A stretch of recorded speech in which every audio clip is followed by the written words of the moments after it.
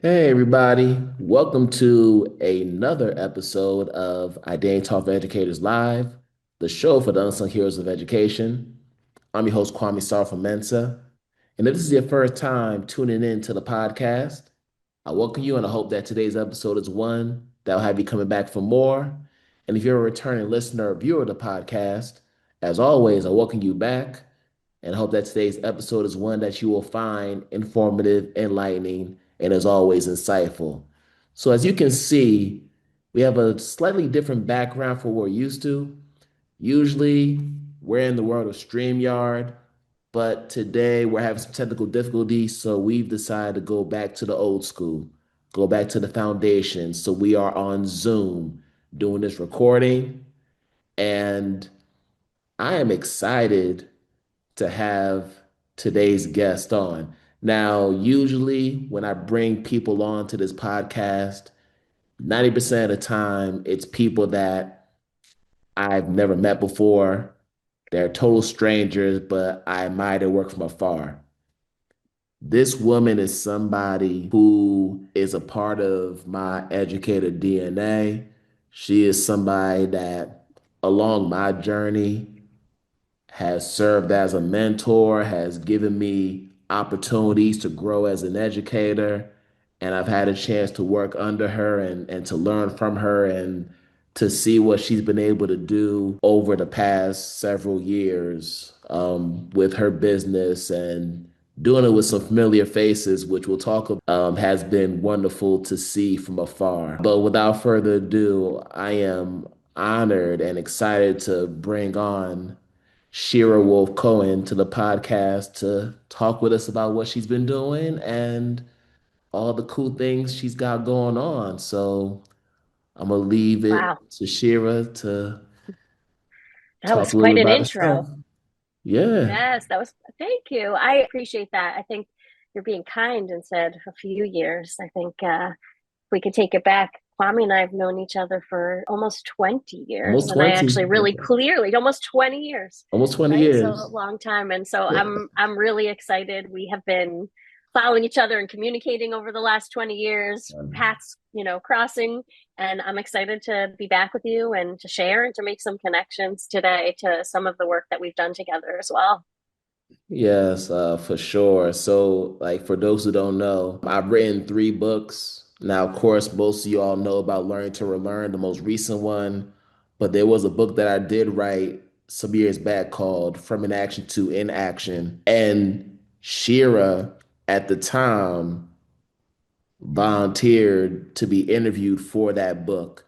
And she has a Great. whole chapter where she's talking about, I believe it's student entrepreneurship, and I literally did a whole interview with her on that. So when I say that Shira's the homie and she's always looked out for me, she has done that over the years. Even when I moved to Boston, connected me with her friends there in Boston Yeah. and other people when I was doing my Stay True to Teaching You Summit that I organized. Innovageous was one of the sponsors of it. So when we talk about somebody that has been a supporter, an avid supporter of anything Identity Talk, Shira has been there along the way. So like we talk about a real one. Yeah. Thank you for making those connections. It's you work with so many people over the years. I was actually thinking I've supervised probably over 1,000 educators and collaborated with so many more. And sometimes you need those reminders that this has been a string of 20 years of different involvement. And I was thinking about the book earlier today and thinking, maybe that was one of my first steps in knowing that I needed to document all of the work and knowledge in my head around career development and education. I think actually part of that started when we had that interview, and then I saw Yeah. it come to life in the book. And um, so thanks for that opportunity. Yeah, yeah, for sure. And I can see now with the new book, a lot of those thoughts that you had 5 years or so ago have evolved since then. And Yeah, we'll get yeah, into it a little bit. But before yeah. we do that, I always like to start from the beginning. So on this podcast, it's about identity, it's about who you are. Mm-hmm. And one thing that people don't realize is this is probably one of the few times where I can honestly say that I'm talking to a fellow Connecticut native. Yes, Connecticut. That's right. That Yeah. doesn't happen. That almost never happens. So that's number Mm-mm. one. So, and we didn't grow up too far from each other. I grew up in No. Bloomfield, Yeah, and I grew up in West Hartford, so so not just a too few miles far. away. Yeah, not too far. But tell me about what it was like growing up in West Hartford and what ultimately led you to want to even become an educator. Yeah. I grew up in West Hartford. I come from a blended family, literally like the Brady Bunch. And I was always someone that, was really excited about being involved in after school programs and community programs. And I also got really heavily involved as a young person in my youth group at my synagogue. And in those places, it was really interesting. I was a leader. I took on new roles. I became an entrepreneur. I started designing things. I made friends across the country. I started learning how to communicate and problem solve. But actually, in school, I was a straight C minus C student across the board. And it wasn't because I didn't try. It was just because I didn't like it. I wasn't engaged. I wasn't connected. There actually weren't very many adults who wanted to learn about me and who wanted to see me succeed in school. I also didn't cause trouble, right? Like, wasn't getting into fights, wasn't calling out in class, wasn't smoking cigarettes in the bathroom. So I really kind of just was this young person who flew under the radar for most of high school. There was this one teacher, Mrs. Schindelman. She was my geometry math teacher in 10th grade. And she was just a little bit different than all these other teachers. She was quirky, she was interesting. She did weird things like if you were caught chewing gum in her class, she made you put it on your nose for the rest of the period. I'm not saying we should do that now. There might be issues with that. Okay, we're talking about the early 90s. She also would do things like find out if you and your friend were in an argument and then specifically change up seats to put you next to each other to try and solve the problem, right? So she was very caring and wanted to make those connections to you. And it was really the only class that I liked going to. And so when I started thinking about wanting to be an educator, which was because of the negative experiences and saying, like, this can't be it, right? In school, people should feel like they want to be there and they should be able to see how this information they're learning is connected to their future. And teachers should be able to tap into their like strengths and passions and be able to say, hey, I noticed you're good at this, or I noticed a skill in this, like let's foster it. And so I started to think about my big question around like, how do I make this classroom and my future education space a space where every student thrives and every student is engaged and every student is connected? Because for me, I couldn't understand why I really was these two different people.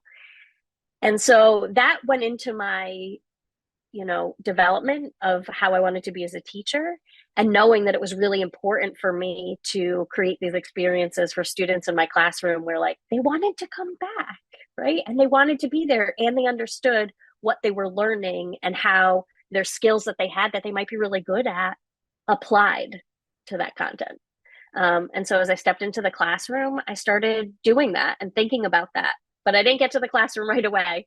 I did a lot of after school programs and boys and girls clubs and summer camps and things like that. So I could sharpen my skills beyond teaching math, which is what I went to school for. So, what was the turning point for you that made you decide Mm. I definitely want to be in the classroom doing this work? Well, I knew I wanted to be in the classroom doing the work the second a math teacher in high school pulled me aside the first day and told me that this class was not for me. And he told me that this was the college level track Hmm. of math classes and told me I'd be better suited in a different type of class. And so in that moment, knowing that he actually didn't know anything about me and that math was my strongest subject and I did really well on my math SATs, without knowing anything about me, this teacher made a judgment. And at that moment, I knew that I had to go be a teacher. Hmm. Um, I also knew that it was going to take some work to be the teacher that I wanted to be and had to take that into account. But it was that one moment. And I remember it very clearly. It was probably the second or third day of school. And he pulled me into the class, into the hallway to just let me know in a 30-second conversation that this class was not for me. Wow. It just took that. That's all it took. That is the moment I decided I wanted to be a teacher. I had some ideas before, right? I worked as a camp counselor for preschool kids. I had a sister who was 11 years younger than me. I'm sure we're going to come back to that. And she also, I used to care for her. We'd play school and I loved babysitting her. So I always knew I wanted to do something with kids. But it was at that moment that I knew I wanted to be a math teacher. All right. So that's another thing we have in Yeah. common because, as you already know, I was a math major. Oh, I know Um, math specialist at Camp Girard. I remember. yeah, yeah, yeah. So there you Mm-hmm. go. But I want to go ahead and fast forward a little bit. So by the time I met you, it was definitely Camp Girard. That was when Camp we Girard. first met. Mm-hmm. Prior to that, I had already met Joanna because, see, Joanna used to work at the Columbia North YMCA near Temple's Mm-hmm. campus. Yeah. So I had already met her when I was working the work study job at after school program. And she was working there in that same program for Yeah. a little while. And then I think she eventually transitioned. But I had already met Joanna in that space. Yeah. And then seen her again a few years later at Camp Girard. Well, she was working at Girard College. She was teaching Spanish. I remember that. Correct. Yep. And she was also doing Camp Girard. And then, of course, I Mm-hmm. met you because you interviewed me for a counselor position. And at that time, I was still figuring things out because this is 2008. So I just started my master's program at Temple. And I was still in the process of building up the skills to become a teacher. So Mm-hmm. I was still very raw at that time. But that time at Camp Girard was a magical time. Now, did I foresee the things that we would end up doing right now? I didn't foresee that, but it was a time where you could really build up your profile and be creative and try different things. And you really gave a lot of autonomy when it came to that. That I remember. But I want you to tell me how much of that time directing that program, 'cause you did it for a number of years. Mm-hmm. How did that shape the work that you've been able to do as an educator? Camp Girard is probably one of the most special places, like in my heart, that I ever was a part of. And I actually think you were introduced to Camp Girard. I have this memory of Elise Schiller. Am I correct? That you met this woman who was the executive director of Education Works, Well, that's possibly yep, through your that as makes sense. correct That makes through sense. Yeah. as you were maybe finishing college, and Yep. she was the one who helped start Camp Girard. It was started as Philadelphia Department of Rec swim program because Girard College had a pool on campus. And so at That's right. first it was actually created for the young people who were heavily training swimming during the summer. And then they would come to summer camp. But I remember her telling me that she met this young man who absolutely had to work at Camp Girard. And I think at that point, the camp had already been kind of taken over by the college and was running it. For those of you who are listening and don't know, Girard College is not a university or higher ed institution. It is a first through 12th grade residential school here in Philadelphia. And that was established by Stephen Girard 176, or I know 175 recently, but maybe that's 176 years Yeah. ago at this point. So a long time ago.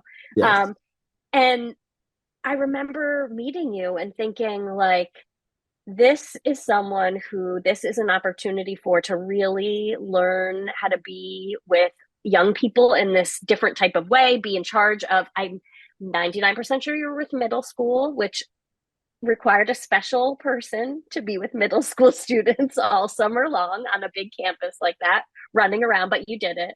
You may have had a whistle or something. I feel like I'm recalling some sort of management tool that you use to help get their attention.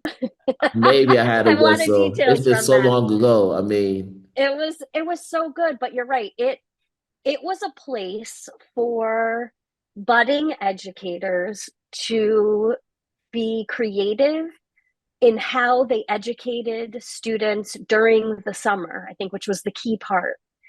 And so for me, like, going and starting Camp Girard was a dream because I am a camp girl. I love camp. I went to overnight camp. I met my husband at overnight camp. I got engaged at overnight camp. My daughter lives for overnight camp. I think she has 13 days till she leaves from the time we're doing this. She'll be gone all summer, right? But I love camp because it is a special place where we can foster young people's growth in things that we know all young people need, right? Cross-sector competencies. They might need problem solving, how to time management, how to get along with people, how to manage their emotions, right? Like all these things. But they also, we can foster a love of learning in a different way.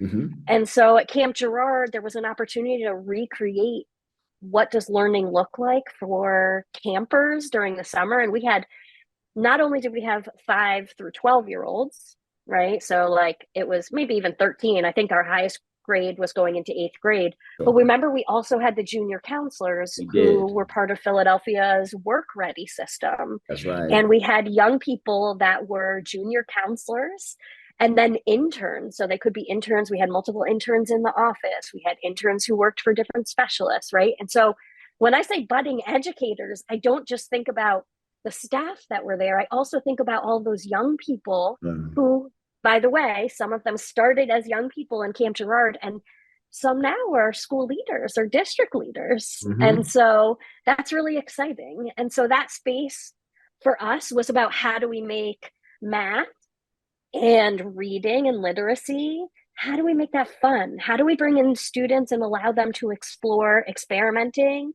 and problem solving through science, right? And you were a huge part of that because after you were a counselor, right, you then leaned in and were the math specialist. And I have this, like, you did a lot of different Yeah. things that got young people to be excited about math.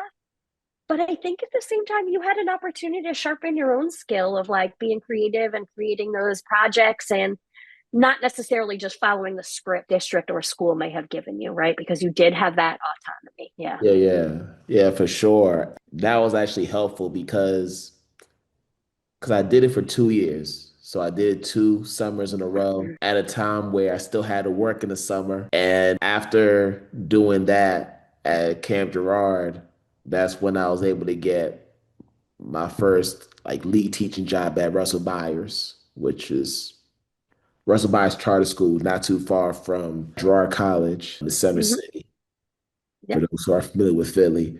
But that time was just such a critical time for me because of what you mentioned. I was able to have the time and the space to try things out. Yep. And I was able to carry over into the next school year. And ultimately, it made me better and made me stronger in my craft. But I want to go ahead and just talk about, you mentioned the young people, you mentioned like the interns and all the people who work with us. I'm wondering at that time, did you start to think about, well, gee, like, how can we rethink the way that we engage students in career development? Because you're seeing young interns building up these job related skills. Maybe they're not going to become camp counselors when they grow up, but they are building some essential skills and intangibles that allow them to be successful.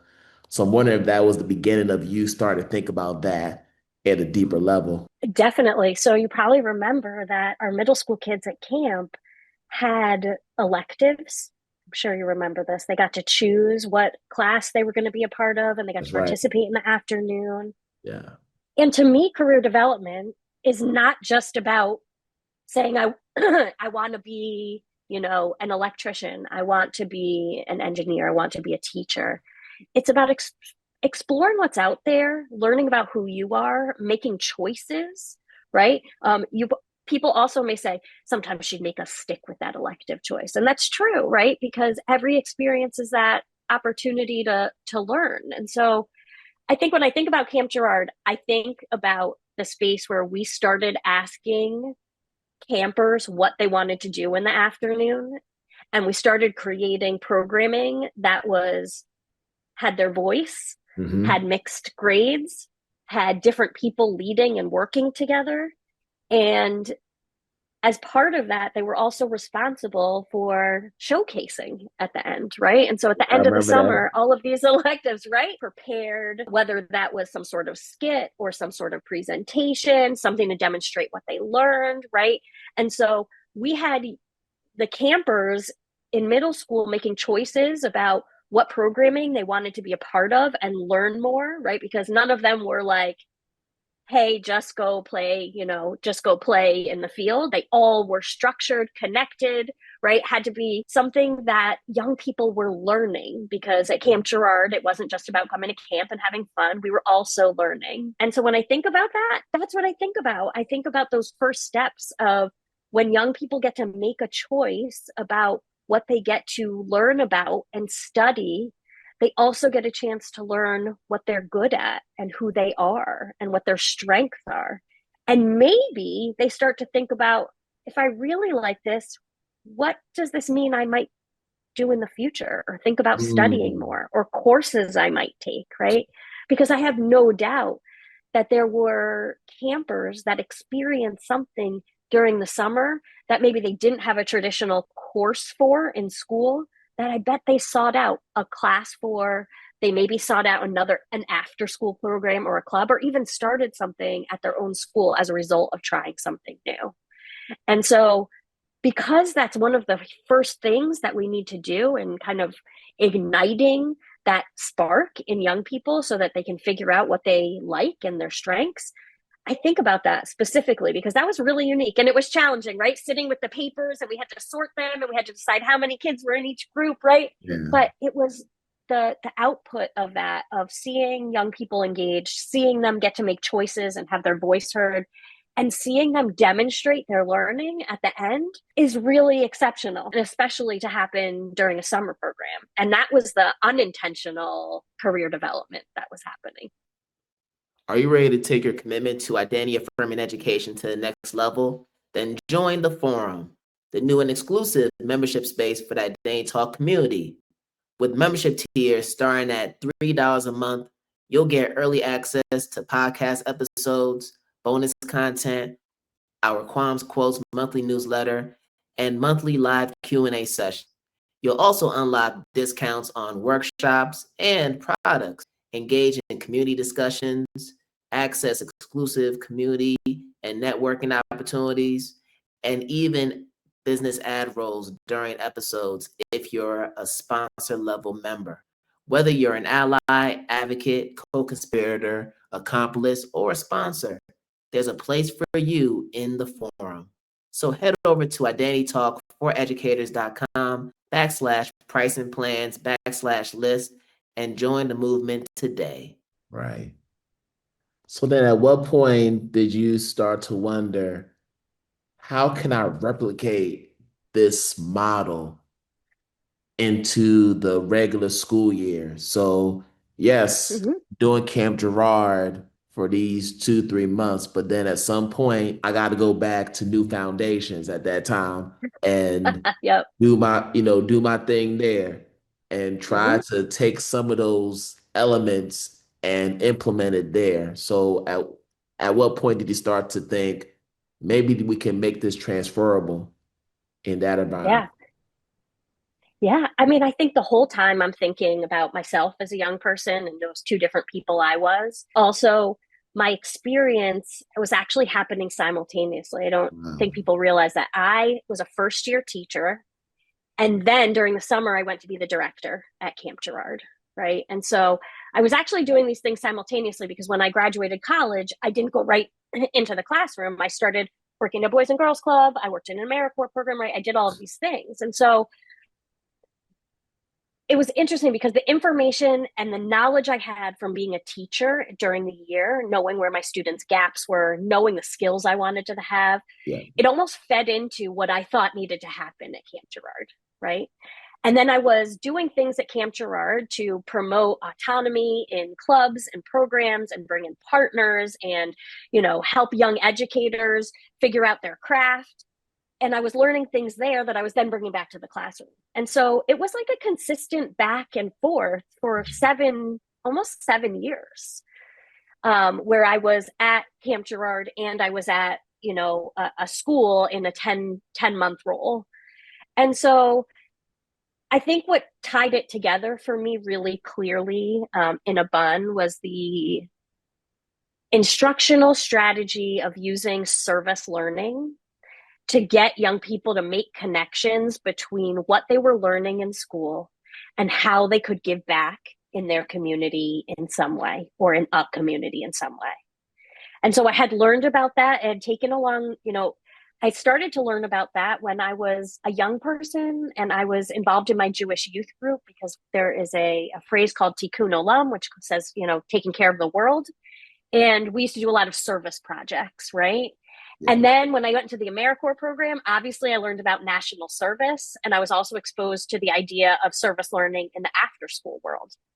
And then I went and sought out a school that had aligned mission and values to what was a community I wanted to be a part of as a teacher. And I think that was really key, was that I found a place that also valued social emotional development, young people caring for each other, caring for the community. And so when I got there was a little bit of a permission for me to be creative. Okay. And for me to not only just focus on teaching middle school math, but focus on making sure that young people had the social emotional skills and give them an opportunity to be part of the caring school community that the school was. And so I think both of those things fed into me being able to create experiences for young people in my classroom that led to them, having outcomes and, doing well on exams and all the things that are important to the system, while at the same time being excited about school, wanting to come back even after graduation, looking for youth leadership roles in the classroom and even in the school, and even having opportunities to go to conferences in other states to show what they had been doing in their own school. And so there was that permission as well that allowed me to experiment with that. All right. And this leads me to my question about your new book, Leading My new book. Future Focused Yes. Schools. Yes. Yes. Well, Leading Future Focused Schools is a book that I was always looking for. Okay. I was always as a school leader. And so, right, I spent more than a decade in school leadership roles, and including principal and assistant principal and dean. And in that time, I was always looking for, how do I take what I was doing in the classroom, right, which was bringing kids back to me all the time. There are lots of quotes in the book from young people, but how do I take that and make it school wide? And I Okay. kept looking for this book that would show me as a new leader how I could create a place that every young person thought about their future and every teacher saw that they had a role in that, and that the community was an authentic part of helping to educate students, and that families were dedicated to being partners in this work, right? And I couldn't find it. And so as I stepped out of being a school leader and started a consulting company with Joanna, who you mentioned before from Camp Girard, and Alicia, who is actually my younger sister that I also referenced, that also started her career at Camp Girard as a 18-year-old counselor. I started a notes document, and I just started writing down like all the things I wish that I would have known when I started doing that work 10 years ago. Because I had some unique experience working in the out of school time program, being a principal, but also in workforce development, right? I ran several youth workforce development programs we were providers from the city. We had opportunities to train teachers, right? And so I just had this unique lens. And so I started writing down notes. And sure enough, when the time came, it seemed like the right time. Our consulting company, Innovageous, has really started to think about what schools look like and should look like in the future. Our Innovageous school design highlights that we want schools to be places that are community focused, that have global empathy, that embody human-centered wellness, and that have an entrepreneurial mindset. And part of that entrepreneurial mindset is that students are engaged in career development activities, and there are intentional community partnerships. And every teacher sees themselves as a career teacher, right? These are just some of the things that make up that entrepreneurial mindset. Wow. And so as we've started to document and roll out the resources for the Innovageous school design, it seemed like the right time to say all of these notes need to get published and need to be available for leaders to know, how do I make a shift to a future focused mindset across my school so that my students see connections and are engaged and understand that the content they're learning is relevant for now and in the future, right? And that our communities are a huge part of that and helping us to educate our young people, because we have to be an educational system, not just what kids learn in school. Mm. And so here we are. I started writing in March, and here we are in June, and I have a book. It's in front of me, and paper copies will be available for people on July 1st. But I'm really excited to get this in leaders' hands, because it's not just a book. It is a reflection guide. It is an action-oriented toolkit. And one of the most unique parts about this is that I wrote the book, and at the end of writing head to toe, and I don't know how we can talk about how we Yeah, write our that's a books, because I separate would love to share. That's a conversation. whole nother separate, but like I wrote top to bottom with a book coach in 3 days.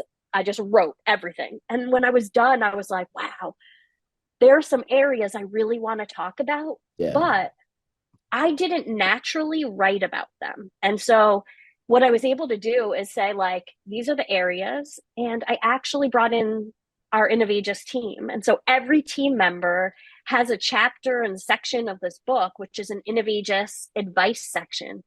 And each of those areas that I actually kind of omitted in my natural first write, but knew were important, matched their deep experience, right? Everything from what does it mean to make sure that our programs are meeting the needs of students who have IEPs or 504s or have different needs, right?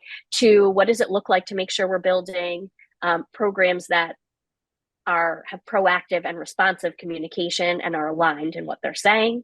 And so the book is really more than a book. And so I'm excited to get it in people's hands and for them to start using and implementing the tools that are in here. Yes. And then you mentioned Innovageous. So Yes. yeah, Yes. so Innovageous came out right around COVID. 5 years ago, Yeah, exactly 5 years ago. right? Like right at the height of the Yeah. pandemic. And Yeah. I'd have to imagine that seeing what was going on with all the virtual learning and the shifts that were happening had to have played a role in some of your perspectives around student engagement, but also rethinking how we preparing students for their futures. Because there are teachers who were struggling to make the shift. So that was a huge eye opener for a lot of Mm-hmm. people at that time. Mm-hmm. Mm-hmm. Yeah. I mean, it's interesting. So when COVID hit and schools were shut down, Yeah. and everyone had to think about switching to what does this look like in a virtual world, it actually didn't feel that heavy for me because I had actually spent the past 10 years teaching higher ed in the virtual world. And Mm. so I actually was like, oh, we can do this. And so I made the decision with obviously the board and all the administrators to shut down the school for 4 days and brought together a team of people. And we, in 4 days, that team of people from the school crafted for the K-8, which is who I was a principal for at that time, the plan. And then we brought our staff in, we onboarded them, we made sure they had the tools that they needed. We created schedules, we created orientation. It was almost like we were starting the year over, right? And it didn't, for me, feel like the heaviest lift in shifting that mindset for my teachers because there was a level of confidence that we were demonstrating, but also a level of we understand and this might not be perfect, right? And so at the same time, I also was, quite frankly, looking for another principal role Mhm. and realized that that was not something that I wanted to do. I was going on interviews on Zoom, just like this, but like imagine you were interviewing me to be a principal, and I somehow am going to make a decision about leading your community in this box, right? Mhm. Um, and so at that time, I started to really think about what else could be options, and started to really talk to Joanna, who she also is a school leader here in Philadelphia, Yeah. and we decided that this might be a new opportunity for us to also redefine what it means to be an educational leader because neither of us were ready. And Mhm. Alicia also thought about, hey, this is something I want to be a part of. And we were like, you will be the third person that really fits this, right? Because all three of us have been talking. All three of us are educational leaders, have unique space, right?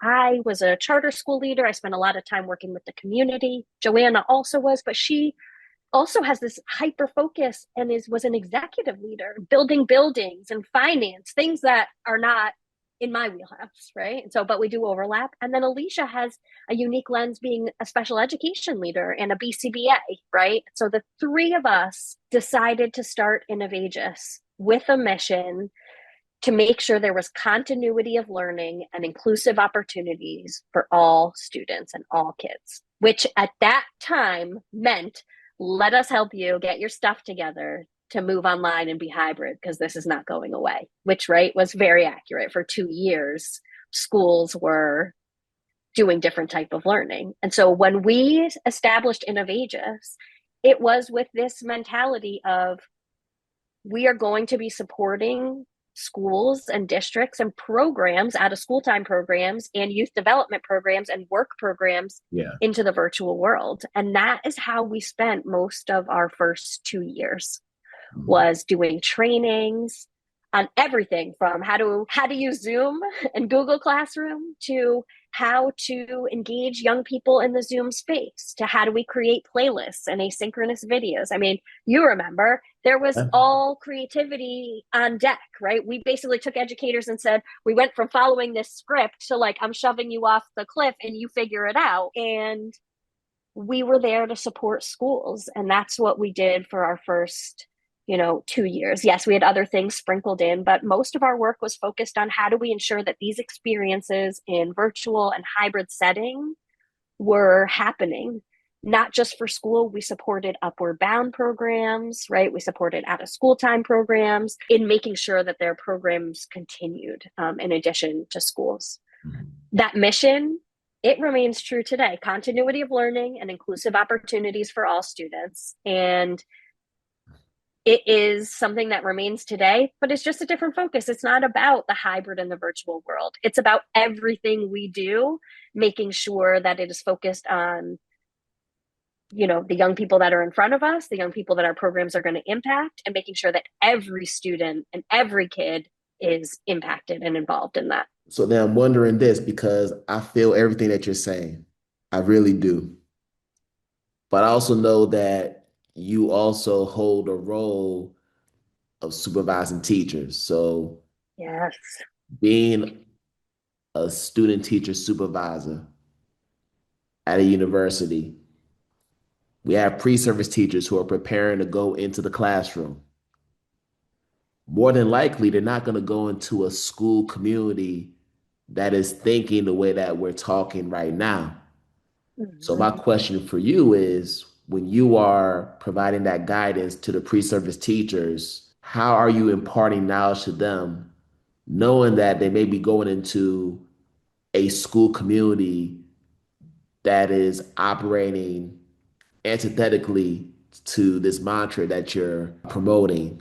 So, student teachers, I think there's a lot there. Not all of our teacher preparation programs are preparing and making sure that our new teachers are to the highest standard. And Right. so I have supervised, I think last semester I counted and it was something like 32 student teachers since I started in Innovageous, which is when obviously I could start supervising student teachers when I wasn't a principal.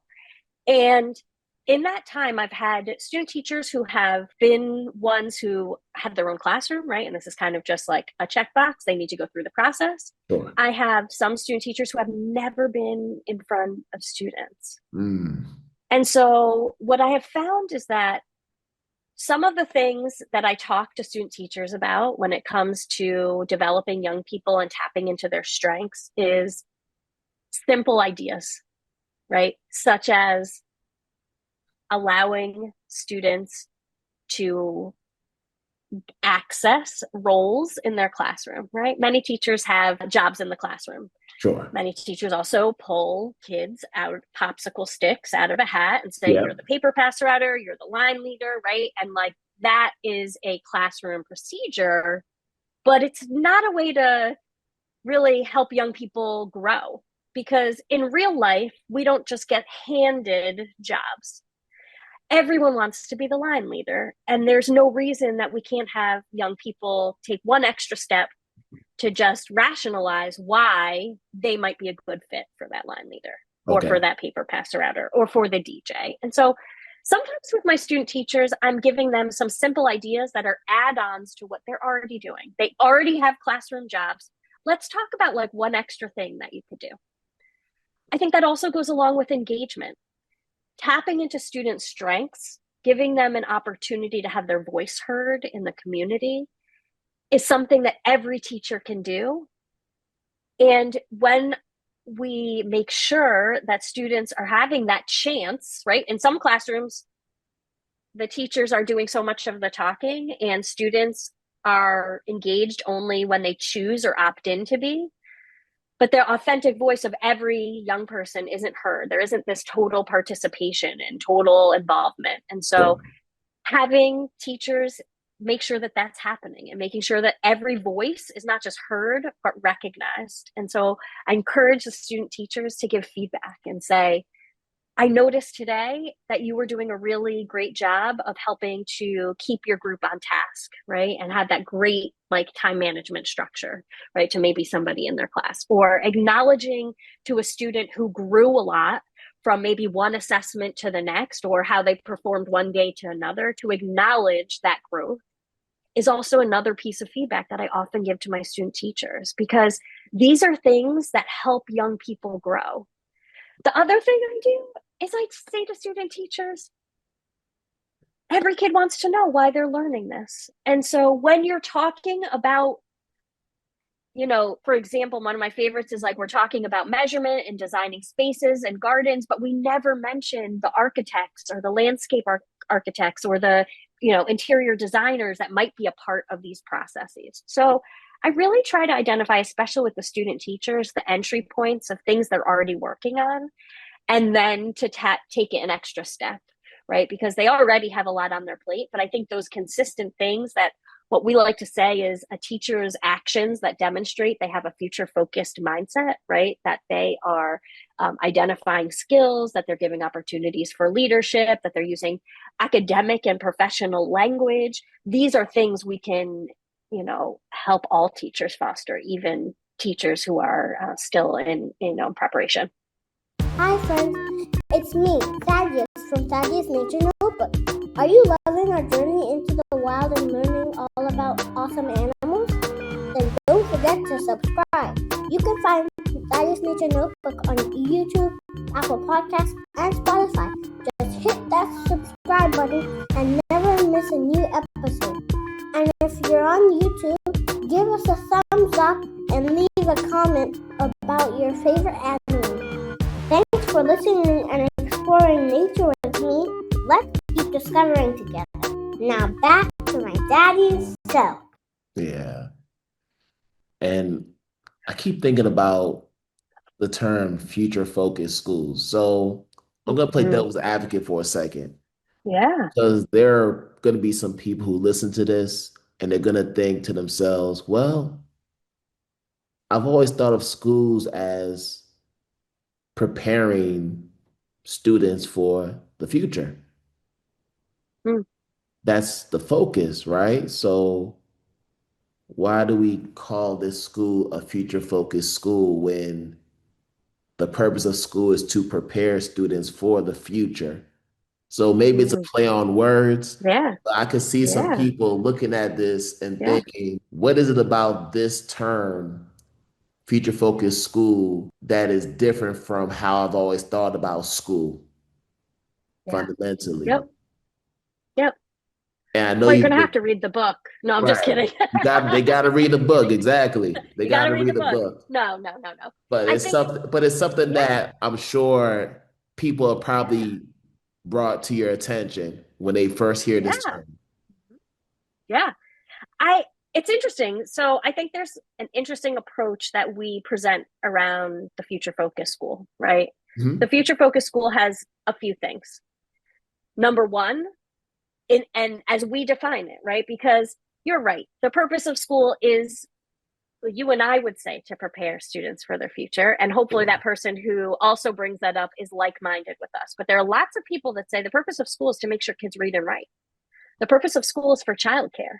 The purpose of, right? And so you and I are like-minded. And maybe I hope that the community that's listening that says like, yeah, well, isn't every school like that, is able to access this and see if they think that we're aligned, right? But for us, the future focused school means a few things. It means, number one, that there is an intentional career development continuum of activities happening for those students. Now, I was in a K-12, and so we had a K-12 continuum. Sometimes you're just in a middle school, sometimes you're a high school, sometimes you're in an elementary. And so you might not hit on every phase of the continuum from self-awareness all the way to career training, right? Especially if we're talking about a fourth grader. Sure. However, every school has identified we are focusing on this aspect of the career development continuum. And here are some of the, signature programs that we're doing. The other part is that every teacher is a career teacher. Every teacher is doing those things that you and I just talked about to make sure that their young people in their classroom know what their strengths are. They know how to apply their content and they know why it's relevant. They're able to work with other people. They're able to manage their emotions, right? They're able to tap into their own strengths to persevere through more difficult things. And that is not fostered by a signature activity or program that happens once a year. It's fostered by the day-to-day actions that our teachers are doing.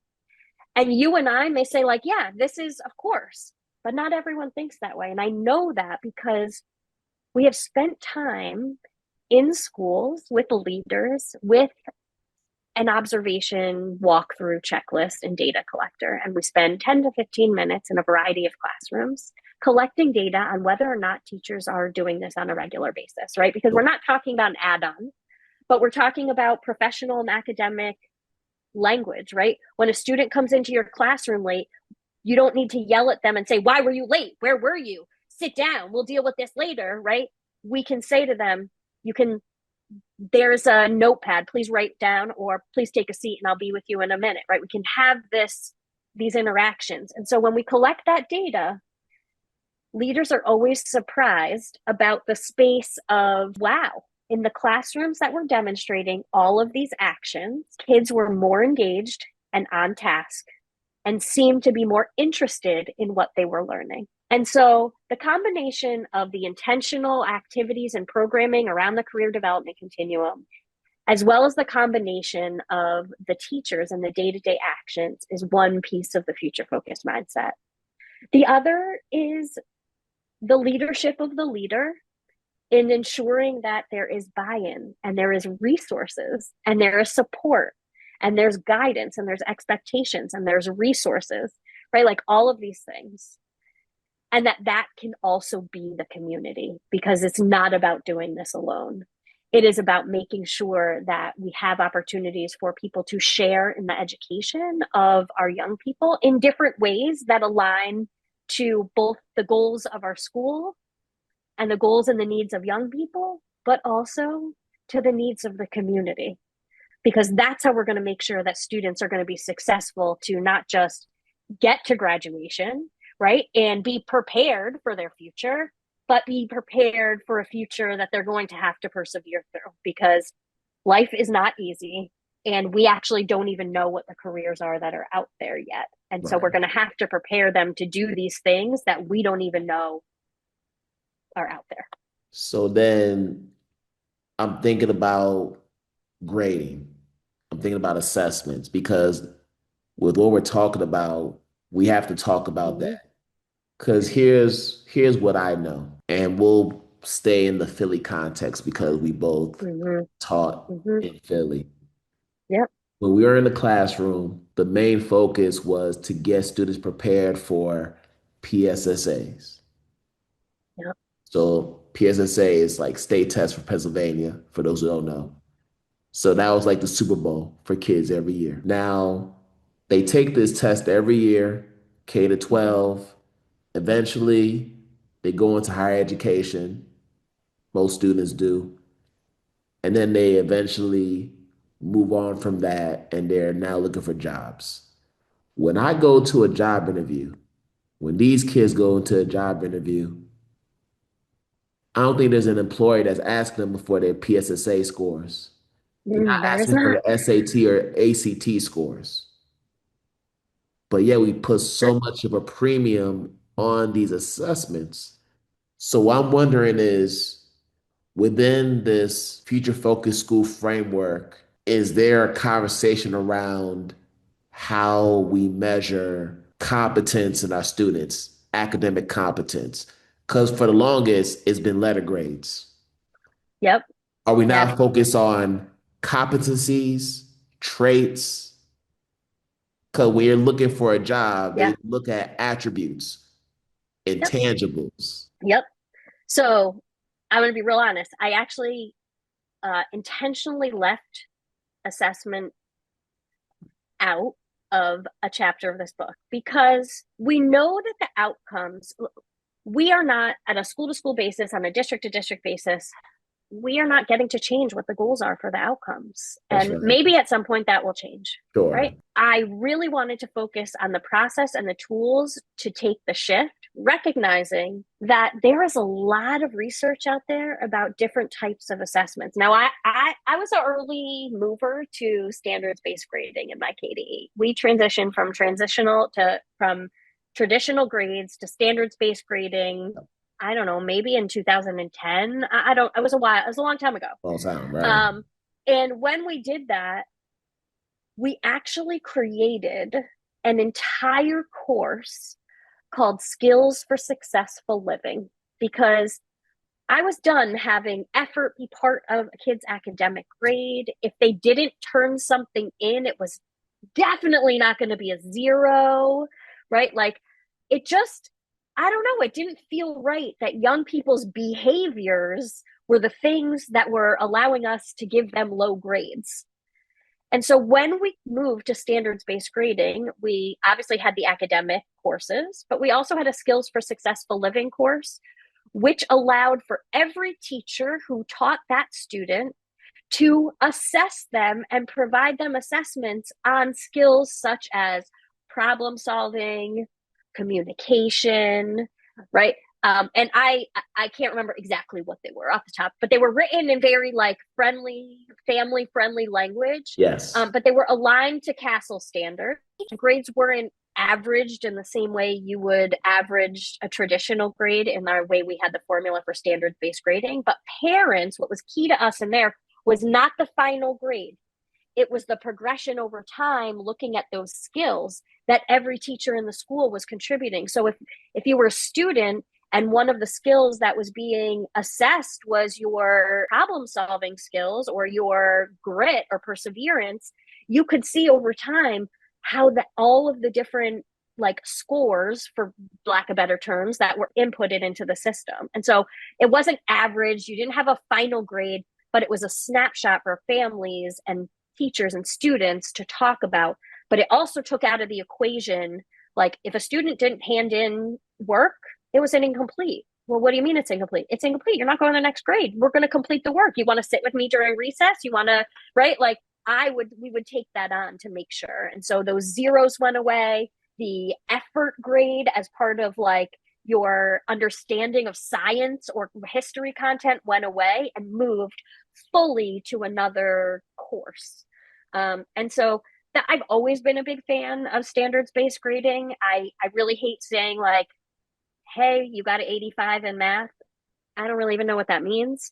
Right. I'd rather see the specifics and how students did in the specifics. And so if we're talking about assessment, in my opinion, a future focused school, which by the way, there's not a chapter on this, but maybe I'll write an additional blog or an article to take it a step further. I appreciate the push on that. I would say that the way we would be doing this would be through not just assessing, and I don't even like to use the word assess, to progress monitor young people's progression through both the career development continuum, their understanding of themselves, their understanding of who they want to be, what their strengths are, what's possible or not possible, what they value, right? But also their academic content. Because, so Kwame, yes, in Pennsylvania and in Philadelphia, the kids do have to take the PSSAs, they have to take the Keystones, but there are all these different pathways now here in Pennsylvania to graduation. So many students are not, many students are not passing the traditional exams and actually don't even end up taking a second chance at them because they have an alternate path to graduation, which can be through a credential program, a CTE program, taking competency-based project, things like that. And so a lot of schools are already doing it. I'm not sure that it's the best quality and all of that stuff, but there is some schools attempting to do it because young people are also not able to succeed to graduation here in Pennsylvania with their pathway one, which is Keystone proficiency. Yeah, I appreciate you sharing that because it was just a thought that I had. And you mentioned the whole idea of every educator being a career educator. Well, if I am a teacher and I'm being evaluated on how much students are growing, and these stakes assessments are going to play a major role in determining whether or not I end up getting a good evaluation. How can I fully fulfill my role as a career educator? Because I got to prioritize making sure that students are growing within these different assessments. So that's the only reason why I even brought up the assessment piece, because that's going to get into the way of getting teachers to focus on what really matters, which is the future. Yes. Yeah. It's so interesting. I think like if we keep thinking that doing this work of being future focused is something extra or in addition to, then we'll keep thinking that work won't impact our young people's outcomes academically, right?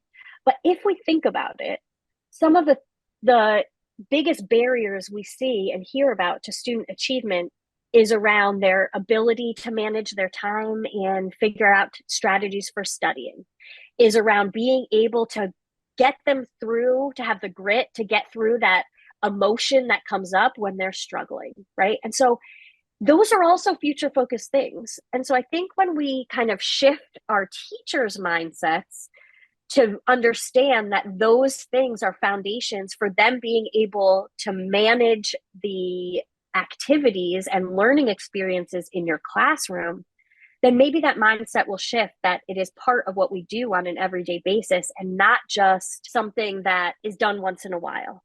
And I think that's what the combination of both the career development continuum and the intentional programming, right? Those are in addition or part of a curriculum, but are not necessarily something that happens day to day, right? And so the combination of having those intentional programs and then those embedded day-to-day actions, that's where every teacher is a career teacher. Teachers may be leading an after-school club that runs the school store or doing a junior achievement program, right? Or running the newspaper, but that's not the day-to-day actions we're asking them to do as part of their day-to-day curriculum. It is about making those simple connections, that relevancy, making students engaged through the things that we do to make sure our content is something that they want to learn about and that they see a connection in their future. And I think there would be a greater emphasis on metacognitive strategies as well. Because 1,000%. if we so often talk about students studying, right? You got to study for this test. You got to study for this test. You got to take notes. You got to do all these things. But those very metacognitive strategies are the same ones that we have to use in order to run businesses, in order to make executive decisions. That's the whole point. Yeah. See, like we talk about these things. That's the whole thing.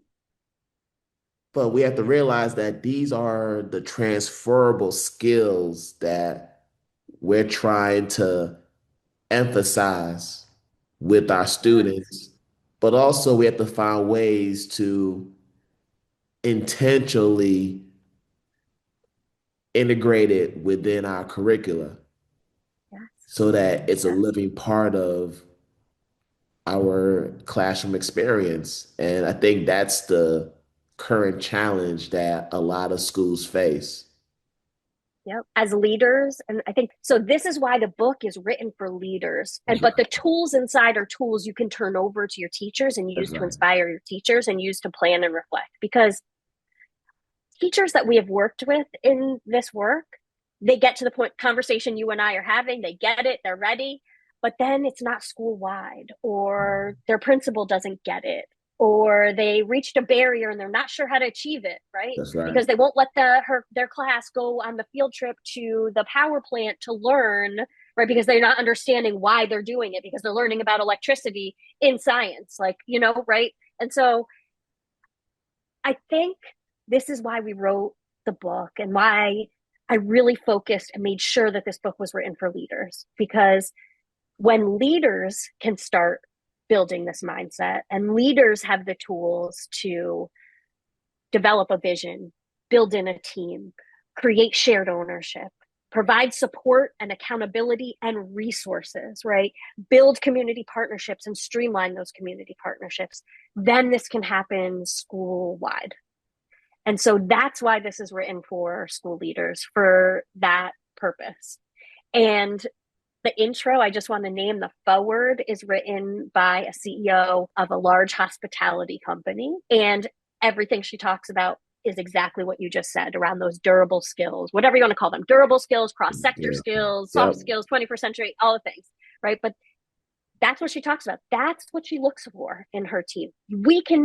Employers can train young people in the skill, but they can't, and they don't want to have to train them in that ability to work with other people and to know who they are and to be confident and to manage their time, right? Like that's who the people they want: adaptable, flexible, innovative, creative young people. And so somehow we have to figure out how to foster that, not just one classroom that kids go to and they love going to, but in every classroom, in every school. And that starts with leaders. And that's why the book is written for school leaders to start planning for how to take that approach and use the tools and resources in the book and on the online platform that's provided through the book to be able to, pass those on, inspire teachers, build buy-in, and start to get to a place where you and I are, because we're very aligned in what we know should be happening, but that's not happening in every school and in every classroom. Not at all. No. So just to close it out, it's going to require a huge paradigm shift. I mean, that's what we're talking about essentially. And that we know takes some time, but Yeah. we keep chipping away. Yep. Eventually, the progress is going to be made. So, Yep. Shira, Yeah. you Yeah. got something And the there in book's this not book. written like that. The book acknowledges that. And the book has places you can start and entry points and pit stops Absolutely. because it is not going to happen overnight. But this is a Absolutely. definite place to start with small bits and pieces. Yes. And I'm so glad that this book is out in the world for people to purchase. Shira, thank you for coming on. Thank you And for having me. and listen, before you even go, got a couple more questions, real quick ones. Number one, Yeah. this is a question I ask everybody on this show. Yeah. How do you stay true to the teacher in you? I stay true to the teacher in me by being a supervisor for student teachers. It is knowing that I am part of that experience and knowing that I can continue to foster the next generation is like my way. I'm teaching all day long with leaders in schools and teachers, but in that way, it's a different space and it really hits my heart. And so I make sure to really make sure I'm doing that all the time. And then finally, how can our viewers and listeners connect with you on social media and also learn Yeah. about Innovageous? Yeah, yeah. Well, you can check out our website, innovageous.com. And so people actually, I'll say it's the combination of innovative and courageous smushed together. You can also go to our website, innovageous.com/books to check out more about the book. You can order copies starting July 1st on Amazon, or don't order more than 10 on Amazon because I want to give you a discount. So make sure you order on our website. And there's lots of free resources and great opportunities already on our website that have nothing to do with the book. Well, I mean, they're related to the book, but they're not from the book. And so I hope people just go there and access all the amazing resources that we've created. And we'd love to connect with you. There's a contact and a meet button and all the things on there. And we'll make sure to put that information in the episode notes. So we're going to wrap up another episode of IDTALK4ED Educators Live. And on behalf of Shira, I wish you all good morning, good afternoon, good night, wherever you are in the world.